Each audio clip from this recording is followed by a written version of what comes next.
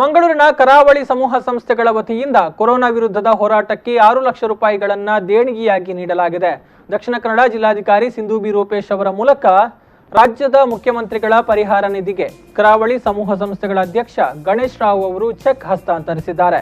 ಮಂಗಳೂರಿನ ಕರಾವಳಿ ಸಮೂಹ ಸಂಸ್ಥೆಯು ಕೊರೋನಾ ಮಹಾಮಾರಿಯಿಂದಾಗಿ ಸಂಕಷ್ಟಕ್ಕೆ ಒಳಗಾದವರಿಗೆ ಈಗಾಗಲೇ ಆಹಾರದ ಕಿಟ್ಗಳನ್ನು ವಿತರಿಸಿ ಮಾನವೀಯತೆ ಮೆರೆದಿದೆ. ಇದೀಗ ಕೊರೋನಾ ವಿರುದ್ಧದ ಹೋರಾಟಕ್ಕಾಗಿ 6 ಲಕ್ಷ ರೂಪಾಯಿಯ ದೇಣಿಗೆಯನ್ನು ಕೂಡ ನೀಡಿದೆ. 4 ಲಕ್ಷ ರೂಪಾಯಿ ಪಿಎಂ ಕೇರ್ ಮತ್ತು 2 ಲಕ್ಷ ರೂಪಾಯಿಗಳನ್ನ ಮುಖ್ಯಮಂತ್ರಿಗಳ ಪರಿಹಾರ ನಿಧಿಗೆ ಹಸ್ತಾಂತರಿಸಲಾಗಿದೆ.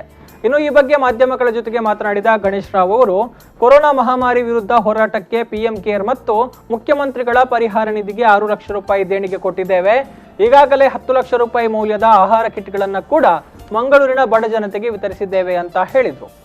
ನಾವು ಮಂಗಳೂರಿನ ಕರಾವಳಿ ಕಾಲೇಜುಗಳ ಸಮೂಹದಿಂದ ಇವತ್ತು ರೂಪಾಯಿ 6 ಲಕ್ಷದ ದೇಣಿಗೆಯನ್ನು ಕರೋನಾ ವಿರುದ್ಧದ ಹೋರಾಟಕ್ಕೆ ನೀಡಿರುತ್ತೇವೆ.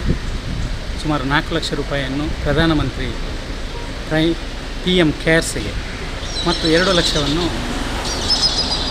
ಮುಖ್ಯಮಂತ್ರಿಗಳ ಪರಿಹಾರ ನಿಧಿಗೆ ಕೊಟ್ಟಿದ್ದು, ಈಗಾಗಲೇ 10 ಲಕ್ಷಕ್ಕಿಂತ ಮಿಕ್ಕಿದ